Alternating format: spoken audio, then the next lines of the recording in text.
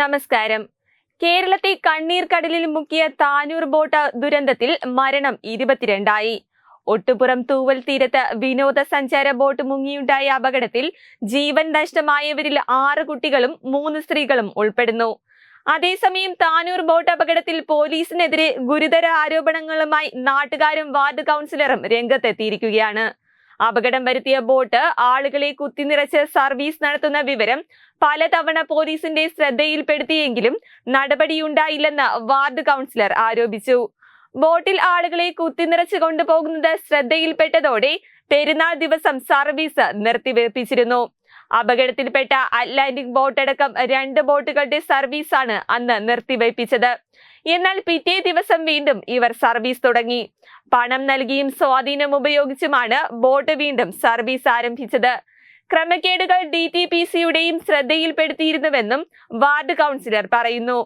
അതേസമയം boat service സുഗമമാക്കുന്നതിന് വേണ്ടി പുഴയുടെ ആഴം ബോട്ടുടമകൾ കൂട്ടിയതായും നാട്ടുകാർ വെളിപ്പെടുത്തി. ഈ അടുത്ത കാലത്താണ് ഇവിടെ 5ലേറെ ബോട്ടുകൾ സർവീസ് ആരംഭിച്ചതെന്നും അപകടത്തിൽപ്പെട്ട ബോട്ടിന്റെ അടിഭാഗം ശരിയല്ലെന്നും ജനങ്ങളെ കയറ്റി സർവീസ് നടത്തരുതെന്ന് നേരത്തെയും ആവശ്യപ്പെട്ടിരുന്നതായി നാട്ടുകാർ പറയുന്നു. എന്നാൽ രാഷ്ട്രീയ സ്വാധീനത്തിലും പണത്തിന്റെ സ്വാധീനത്തിലും പരാതികളെ ബോട്ടുടമകൾ മറികടക്കുകയായിരുന്നുവെന്നും നാട്ടുകാർ ആരോപിച്ചു. കൂടാതെ വിനോദസഞ്ചാര ബോട്ടിങ്ങിന് പറ്റിയ ബോട്ടായിരുന്നില്ല ഇത്. പരമാവധി 20 പേർക്ക് യാത്ര ചെയ്യാവുന്ന ബോട്ടിൽ ആളുകളെ കുത്തിനിറച്ച് സർവീസ് നടത്തുന്നത് പതിവായിരുന്നുവെന്ന് നാട്ടുകാർ പറയുന്നു. നാസർ എന്നയാളുടെ ബോട്ടാണ് അപകടത്തിൽപ്പെട്ടത്. എന്നാൽ ഉടമയെയും ഡ്രൈവർ അടക്കമുള്ള ജീവനക്കാരെയും സംബന്ധിക്കുന്ന കൂടുതൽ വിവരങ്ങൾ ഇപ്പോഴും ലഭ്യമായിട്ടില്ല.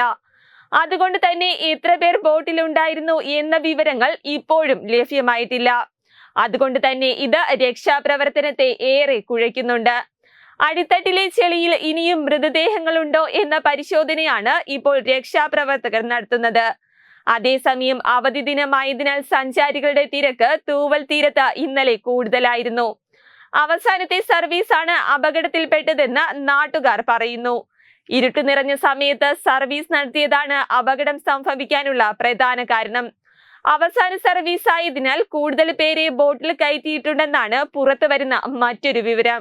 അമിതഭാരം കാരണം ബോട്ട് ഒരു ഭാഗത്തേക്ക് ചെരിഞ്ഞാണ് സഞ്ചരിച്ചതെന്ന് ദൃക്സാക്ഷികൾ പറയുന്നു. സാധാരണ 6 മണിയോടെ നിർത്തുന്ന സർവീസാണിത്. അതുപോലെ ലൈഫ് ജാക്കറ്റുകൾ ഭൂരിഭാഗം പേരും ഉപയോഗിക്കാത്തത് അപകടത്തിന്റെ തീവ്രത കൂട്ടിയതായും നാട്ടുകാർ ആരോപിക്കുന്നു. തൂവൽ തീരം അഴിമുഖത്ത് നിന്ന് ആളുകളെ കയറ്റി 4 കിലോമീറ്ററോളം സഞ്ചരിച്ച് തിരികെ എത്തിക്കുന്നതാണ് സർവീസ്.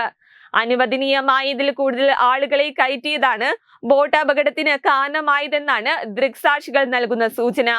അനുവദിച്ച സമയം കഴിഞ്ഞും യാത്ര തുടർന്നതായി ദൃക്സാക്ഷികൾ പറയുന്നു. 20 പേരെ കയറ്റാൻ അനുമതിയുള്ള ബോട്ടിൽ 35-ൽ കൂടുതൽ ആളുകളെ കയറ്റിയിരുന്നു.